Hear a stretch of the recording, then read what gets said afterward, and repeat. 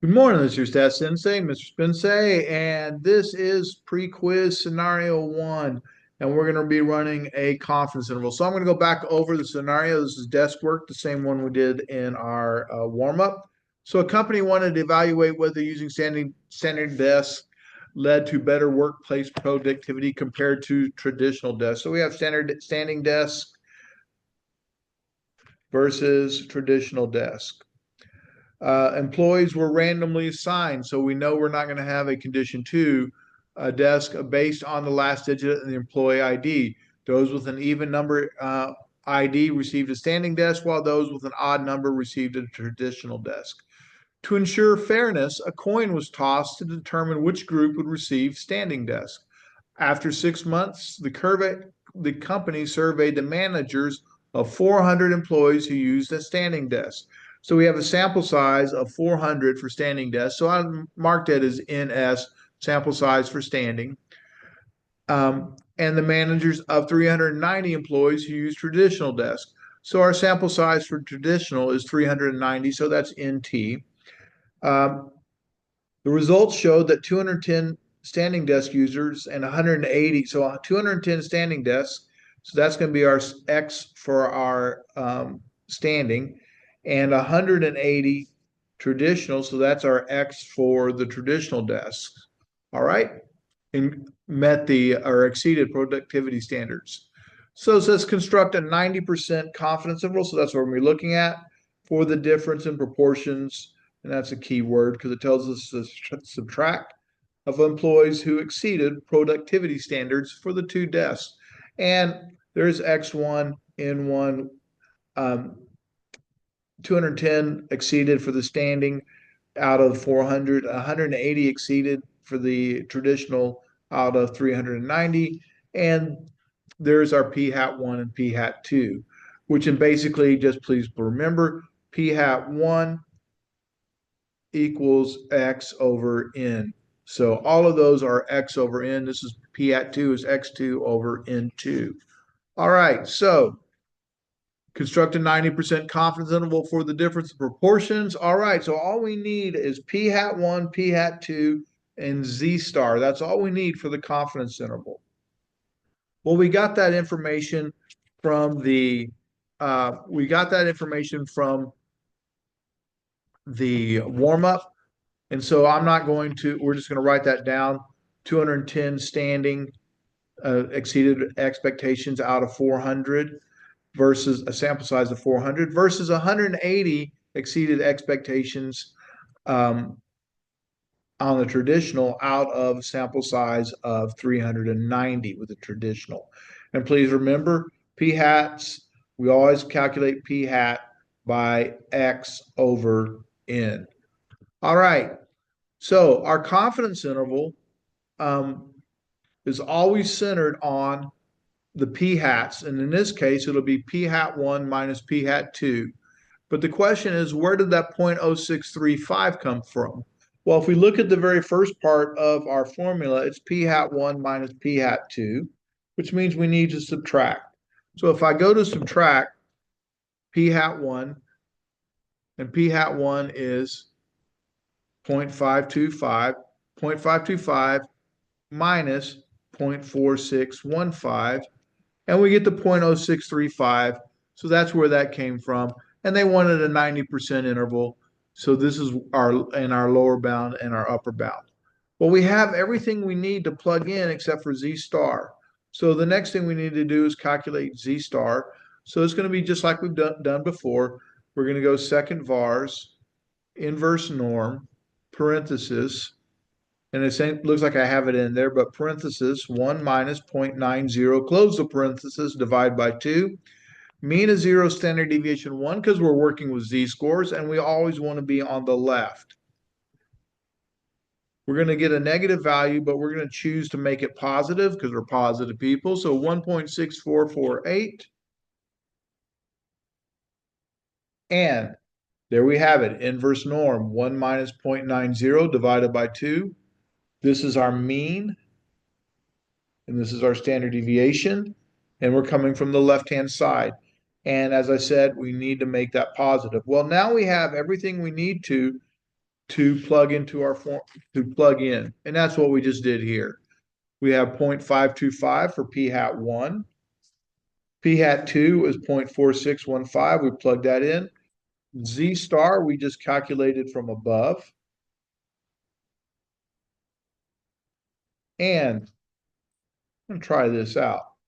P hat 1, 0.525. This is also P hat 1, and this is P hat 1.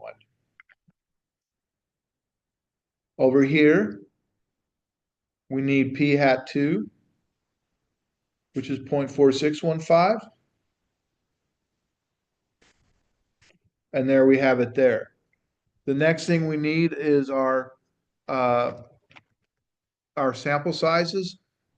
And our sample size for the standing is 400. The sample size for our traditional is 390. So we have everything we need, and we're pretty much ready to run this interval. So stat test, and we also need to name it. So where do we go? Well, we have how many proportions? 2, but we need an interval. So we're going to run a 2 proportion Z interval, and that's what we're going to name it. And we'll have 210 out of 400, and then 180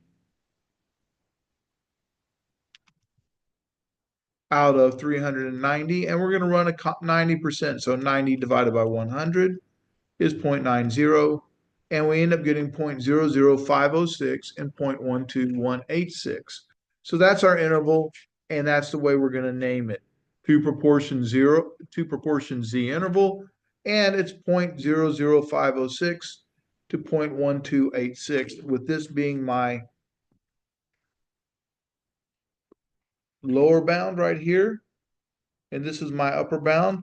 And one thing we need to notice is it's positive, which means standing must be greater than traditional. It doesn't contain 0, all right? Because we went standard minus traditional, and it's positive, so standard must have been greater, all right?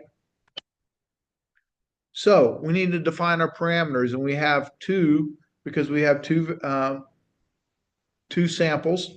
So let P1 equal the true population proportion of employers with a standing desk. And I would like to add who exceeded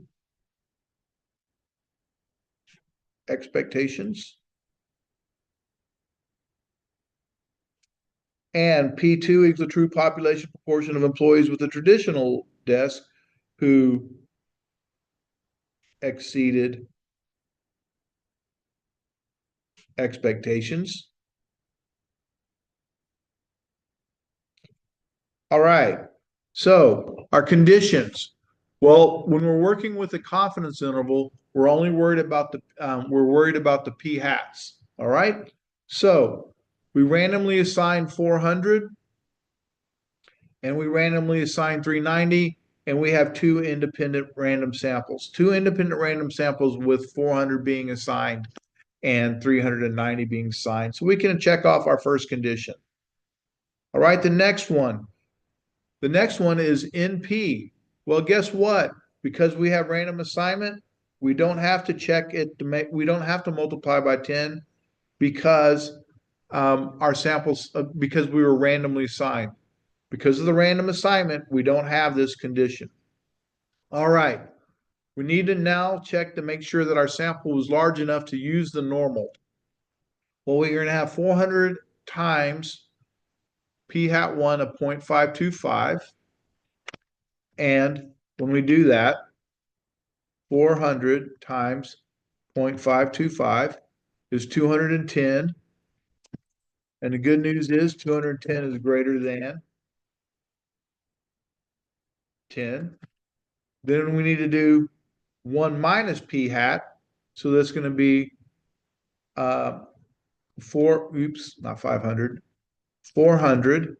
And then it's going to be parenthesis 1 minus 0.525.